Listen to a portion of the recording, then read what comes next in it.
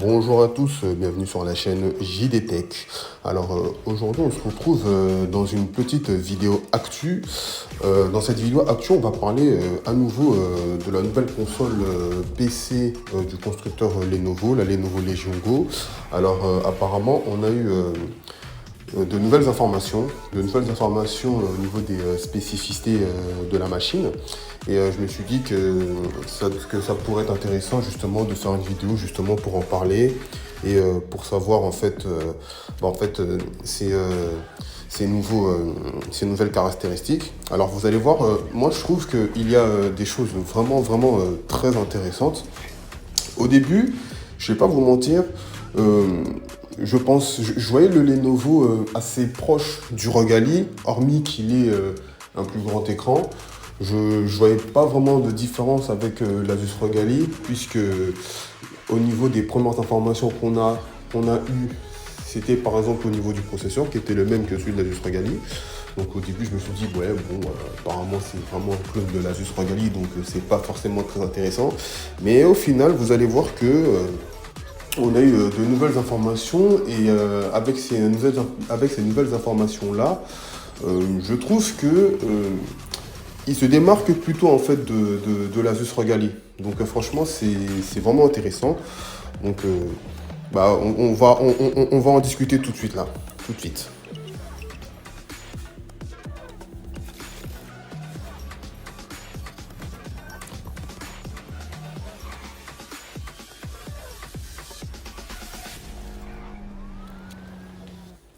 Voilà. Alors déjà, pour commencer, au niveau de l'écran, on n'est même pas sur un écran 8 pouces, on est sur un écran 8,8 pouces Quad HD avec un taux de rafraîchissement de 144 Hz. C'est énorme. Euh, Franchement, au niveau des spécificités de l'écran, euh, on ne fait pas mieux. Dans ce genre de machine, on ne fait pas mieux. Dites-moi dans les commentaires si vous connaissez mieux, mais moi, à ma connaissance, le One X Player, l'Asus Rogali, le Steam Deck, la Zoe, et tout ce qui est GPD, pour moi, au niveau des spécificités de l'écran, je ne vois pas qui fait mieux. C'est la première console PC à proposer un écran de 144 Hz avec un écran 8,8 pouces. Donc, non seulement c'est l'écran qui propose le taux de rafraîchissement le plus élevé, mais en plus de ça, c'est l'écran le plus balèze, quoi. 8,8 pouces. C'est 0,4 pouces de plus que le One X Player 1S, par exemple, ou le One X Player 2. C'est énorme. Franchement, le confort de jeu qu'on peut avoir avec cette machine mais, va être stratosphérique. C'est énorme. Et en plus de ça, bah, comme je l'ai dit dans ma première vidéo de présentation de ce produit, le Lenovo Legion Go, bah, la machine est équipée du même processeur que l'Asus Rogali, donc un AMD Z1 Series. Et il semblerait qu'on ait le choix entre le AMD Ryzen Z1 Series et le Ryzen Z1 Series Extreme. Donc ça c'est top. Donc au niveau de la performance, on est similaire à ce qui se fait sur l'Asus Rogali. Donc moi pour moi c'est pas vraiment un défaut à ce niveau-là. Donc on est au moins au même niveau de performance sur l'Asus Rogali. Donc non franchement c'est pas mal. Donc déjà niveau puissance on est sur ce qui se fait sur l'Asus Rogali avec en plus de ça un écran beaucoup plus grand et qui possède un taux de rafraîchissement beaucoup plus haut. Enfin, beaucoup plus haut. Non, pas beaucoup plus haut, quand même pas, parce qu'il y a juste une vingtaine de Hertz en plus, mais quand même, quoi. Donc, au niveau de l'écran, moi, je trouve qu'on est au-dessus de la Just Rogali, et au niveau du processeur, bah, c'est pareil, quoi. Donc, au niveau de la performance des jeux, ça devrait être à peu près équivalent. Alors oui, bah après ça c'est comme les machines, c'est comme les machines concurrentes hein, sous Windows. Hein. On va pouvoir avoir accès à nos différents un différent launcher. Donc là, c'est le Game Pass, mais aussi tout ce qui va être Steam, tout ce qui va être Epic, tout ce qui va être Battle.net, tout ce qui va être Ubisoft Plus, etc., etc. Donc ça, c'est... Ça, de toute façon, ça, c'est ce qui se fait sur les autres machines concurrentes. Donc c'est top. Après, c'est normal, étant donné qu'on est sous Windows 11. Sous Windows 11, la compatibilité, en fait, elle est complète. Certains préfèrent SteamOS. Bon, moi, en tout cas, moi, personnellement, je préfère Windows 11. Je préfère Windows 11, ou du moins Windows en général. Alors, certes, c'est peut-être pas aussi bien, on va dire, c'est peut-être pas aussi bien fait au niveau comment dire, au niveau au niveau du plug and play sur l'interface utilisateur, mais la compatibilité est maximale. Donc voilà quoi, pour moi c'est plus important que d'avoir, on va dire, un OS plug and play quoi. Moi je préfère avoir une meilleure compatibilité au niveau des jeux. Et comme je vous ai dit dans la précédente vidéo, bah, on peut voir que la Lenovo Legion Go, comme la Nintendo Switch et le One X Player, possède une béquille. Une béquille qui d'ailleurs ressemble plus à celle de la Nintendo Switch OLED que celle du One X Player 1S. Donc ça c'est cool ça. Donc il y a un mode table, j'ai envie de dire, dans lequel on peut justement déposer notre Lenovo Legion Go. Non, c'est top. D'ailleurs, c'est quelque chose que j'avais mentionné hein, dans ma première vidéo actu sur cet appareil-là. Ben voilà, c'est confirmé. Donc ça, c'est cool. Franchement, c'est pas mal. En plus, la béquille a l'air vraiment balèze, hein, comme ce qui se fait sur Nintendo Switch OLED, je répète. Donc non, à ce niveau-là, c'est top le mode table. Donc voilà, toujours comme la Nintendo Switch, bah, les extrémités au niveau des manettes, ou au niveau de la manette, à l'extrémité des manettes, bah, en fait, c'est détachable.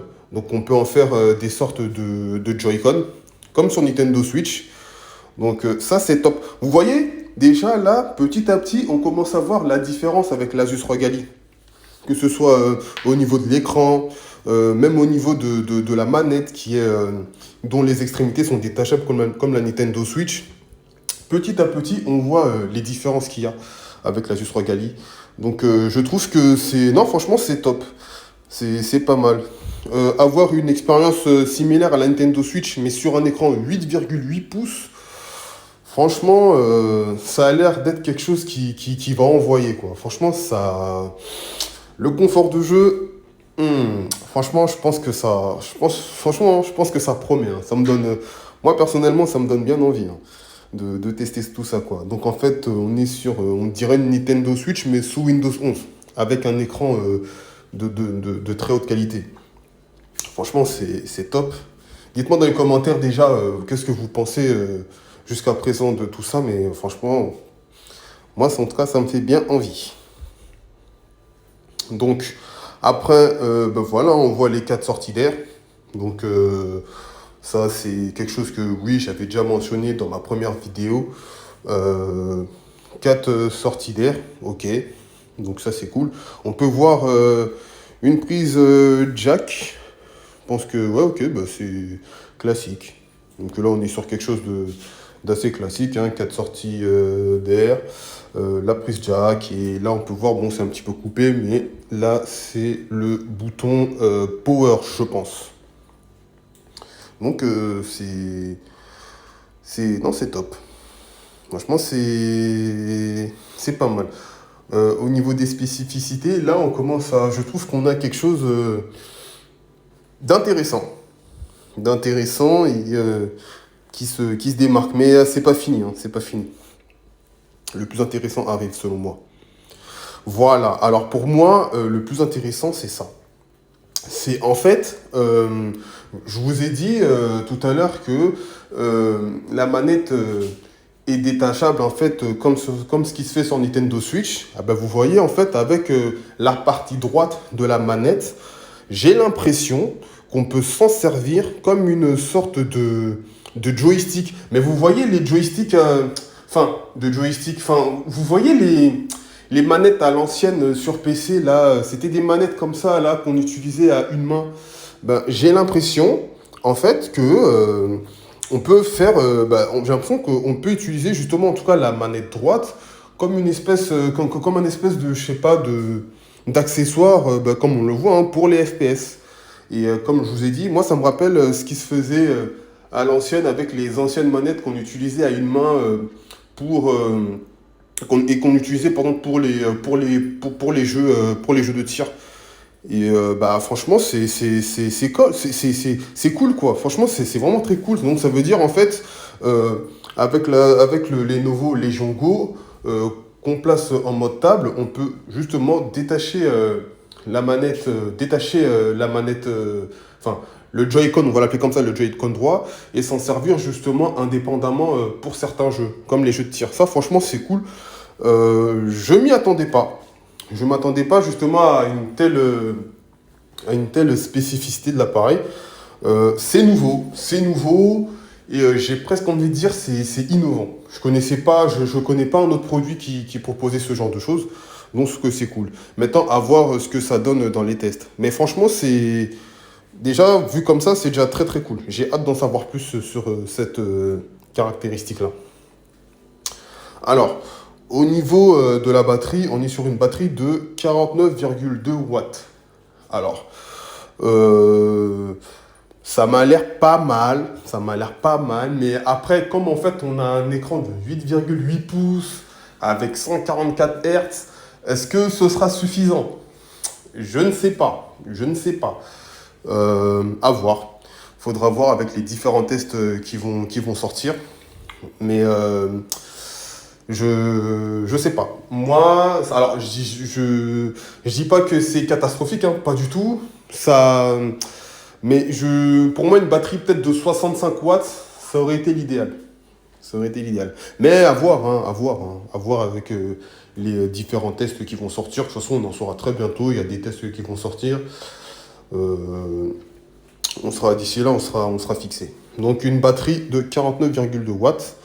Et le pire, hein, franchement, ça c'est le truc vraiment où je me suis dit, ah ouais, d'accord, alors là, c'est vraiment quelque chose de particulier. C'est que apparemment, alors je sais pas si c'est le cas, mais il semblerait que la Lenovo Legion Go soit compatible en fait avec des lunettes 3D. Donc, en fait, à l'instar de ce que proposait la Nintendo 3DS, donc des jeux en 3D, j'ai l'impression que la Lenovo Legion Go a repris le concept, mais en plus poussé, je pense. Alors ça, franchement, j'ai hâte d'en savoir plus, parce que là, on le voit comme ça, mais qu'en est-il vraiment? Mais j'ai vraiment hâte d'en savoir plus sur ça. Donc, franchement, enfin, là, de tout ce que j'ai vu, euh, pour moi, on n'est pas loin de la machine, de la console PC parfaite, hein. On n'est pas loin. Euh, bon, je vais pas m'emballer. De toute façon, je la possède pas. Et bon, c'est pas prévu que je l'achète, hein. J'ai déjà mon XPR 1S, j'ai déjà mon Asus Royale qui me conviennent parfaitement. Mais bon, à voir. Je serai quand même très très attentif sur l'actualité de ce produit. Donc, à voir.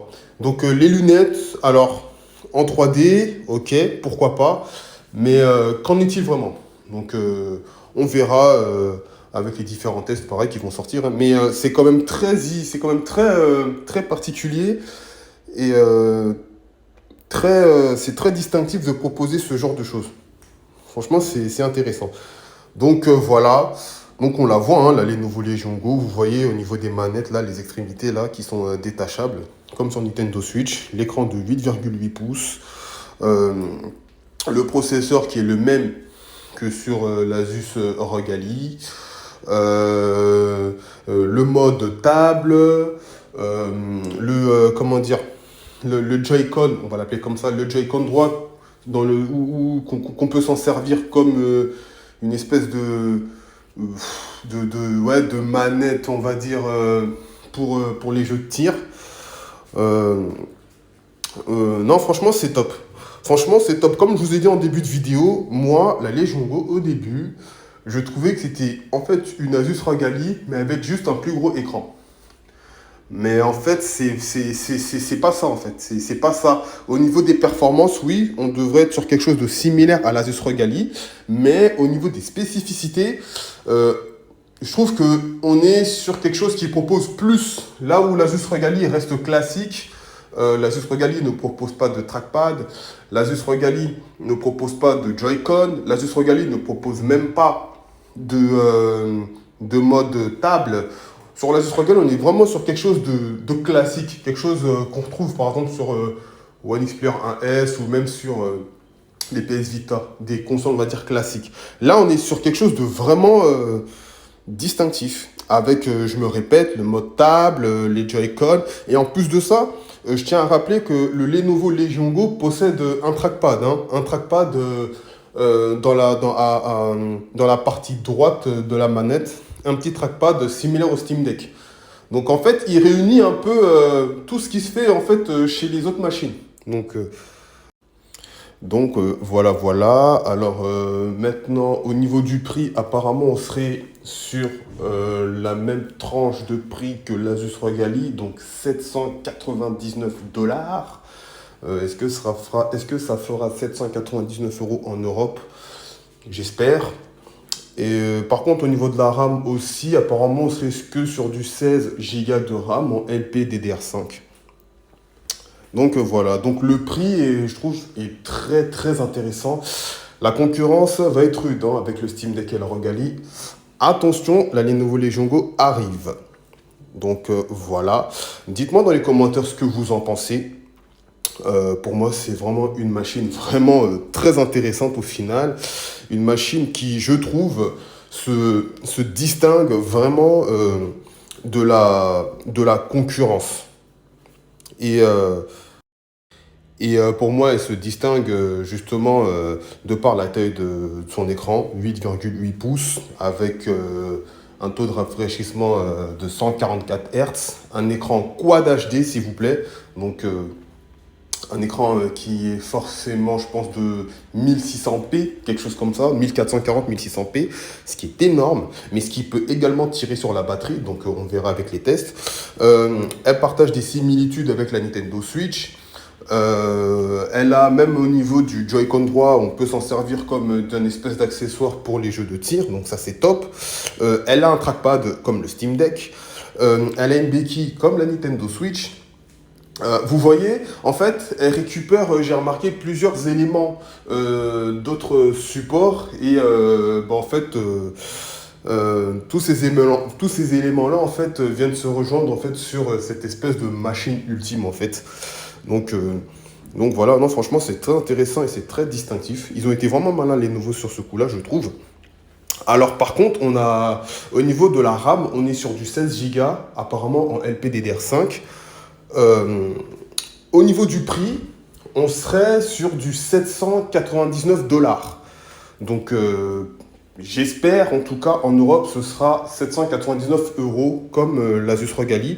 En tout cas, si c'est ce prix-là, je trouve que c'est super agressif et c'est super intéressant parce que moi, franchement, je m'attendais à du 1000 euros, mais à 799 dollars ou 799 euros, là, franchement, je trouve qu'on est sur quelque chose de vraiment, vraiment intéressant. Donc à voir, hein. Mais si on est vraiment sur du 799 euros, franchement, pour moi, je trouve que c'est top, hein. Franchement, c'est vraiment top. C'est vraiment top et ça rentre directement en concurrence avec le Steam Deck, mais surtout l'Asus ROG Ally, qui a un prix vraiment, qui a un prix similaire, quoi. Donc la concurrence risque d'être super intéressante entre l'Asus ROG Ally, le Steam Deck, les consoles chinoises et la Lenovo. Mais surtout l'Asus ROG Ally, hein. J'ai l'impression que Lenovo a sorti cette machine pour vraiment concurrencer le ROG Ally et le Steam Deck. Donc voilà, ça promet d'être intéressant. Voilà, voilà. Écoutez, merci d'avoir regardé cette vidéo jusqu'au bout. Si cette vidéo vous a plu, merci de lâcher un pouce bleu. Merci également de partager cette vidéo. Écoutez, on va essayer, enfin, je vais essayer de suivre un peu plus l'actualité sur ce produit, histoire de savoir si on aura de nouvelles informations. Mais je trouve que ce qu'on a déjà, c'est vraiment pas mal, c'est vraiment prometteur. Maintenant, à voir, hein, apparemment, on est sur une sortie courant septembre de cette année. Donc, c'est bientôt, hein, c'est quasiment demain. Là, on est en août 2023. Donc, à voir. À voir tout ça. Voilà, bah écoutez, il ne me reste plus qu'à vous souhaiter une bonne journée. Prenez soin de vous et moi, je vous dis à la prochaine. Salut!